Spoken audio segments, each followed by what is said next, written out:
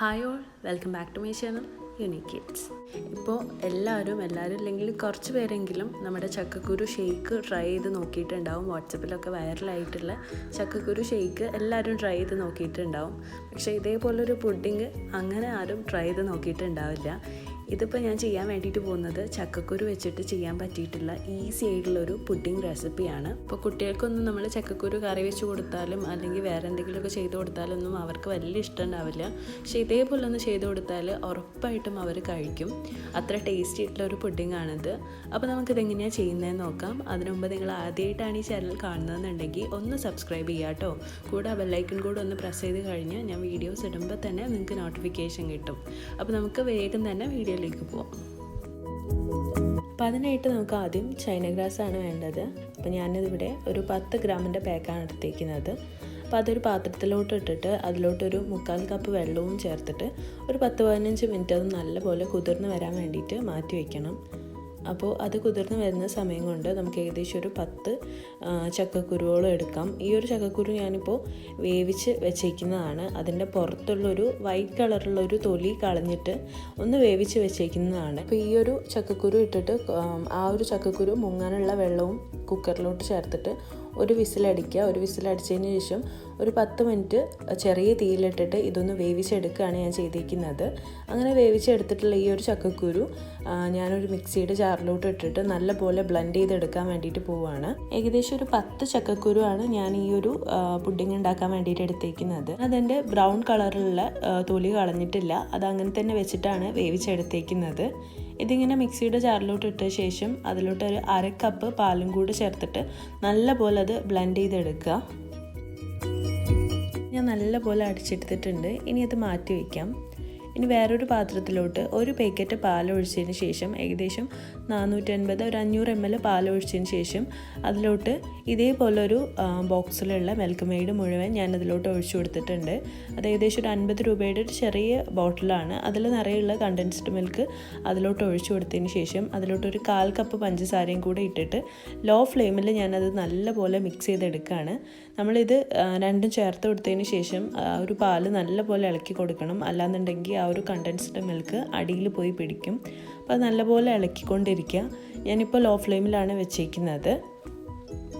ഇനി നമുക്ക് നേരത്തെ കുതിർത്ത് വെച്ചിട്ടുള്ള ഈ ഒരു ചൈന ഗ്രാസ് വേറൊരു പാത്രത്തിലോട്ട് മാറ്റിയിട്ട് അതും വേവിക്കാൻ വേണ്ടിയിട്ട് വെക്കാം. ആ ഒരു ചൈന ഗ്രാസ് നല്ലപോലെ മെൽറ്റ് ആവുന്നത് വരെ ഞാൻ ലോ ഫ്ലെയിമിലിട്ടിട്ടാണ് അത് വേവിച്ചെടുക്കുന്നത്.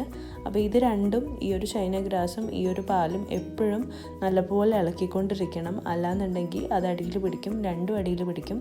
അപ്പോൾ രണ്ടും ഒരേ സമയത്ത് ഇളക്കി കൊടുക്കാൻ വേണ്ടിയിട്ട് ശ്രദ്ധിക്കാം. ഇനി നമുക്ക് നേരത്തെ മാറ്റി വെച്ചിട്ടുള്ള ആ ഒരു അടിച്ചെടുത്തിട്ടുള്ള ചക്കക്കുരുവിൻ്റെ പേസ്റ്റ് ഇതിലോട്ട് ചേർത്ത് കൊടുക്കാം. പാൽ ഒരുപാട് തിളയ്ക്കാൻ വേണ്ടിയിട്ട് കാത്തു നിൽക്കേണ്ട. ഏകദേശം ഒന്ന് ചൂടായി കഴിഞ്ഞാൽ നമുക്കിത് ചേർത്ത് കൊടുക്കാം. ഒരുപാട് തിളച്ചിട്ട് ഇത് ചേർക്കുന്ന സമയത്ത് അതെല്ലാം കൂടെ വിട്ടുപോരും, ഒരുമാതിരി കേർഡിലാവുന്ന പോലെ ആവും. അതുകൊണ്ട് പാൽ ഒരുപാട് തിളയ്ക്കാൻ കാത്തു നിൽക്കാണ്ട് ഈ ഒരു പേസ്റ്റ് അതിലോട്ട് ആഡ് ചെയ്തിട്ട് നല്ലപോലെ മിക്സ് ചെയ്തെടുക്കുക.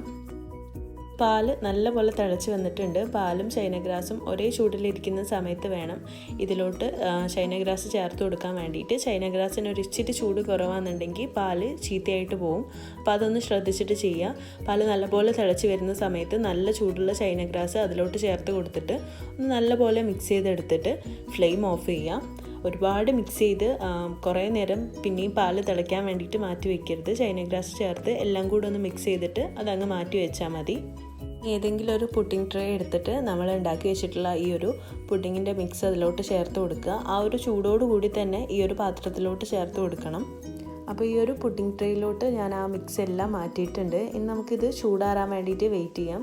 നല്ലപോലെ ചൂടാറി കഴിഞ്ഞതിന് ശേഷം ഒരു 3 മണിക്കൂർ ഫ്രിഡ്ജിൽ വെച്ച് കഴിഞ്ഞാൽ ഈ ഒരു പുഡിങ് നമുക്ക് സെറ്റായിട്ട് കിട്ടും. ഇനി നമുക്ക് ഈ ഒരു പുഡിങ്ങിൻ്റെ സൈഡിലൊക്കെ ഡെക്കറേറ്റ് ചെയ്യാൻ വേണ്ടിയിട്ട് കുറച്ച് പ്രലൈൻ ഉണ്ടാക്കിയെടുക്കാം. അപ്പോൾ അതിനായിട്ട് ഞാനിവിടെ എടുത്തേക്കുന്നത് 1/2 കപ്പ് പഞ്ചസാരയാണ്.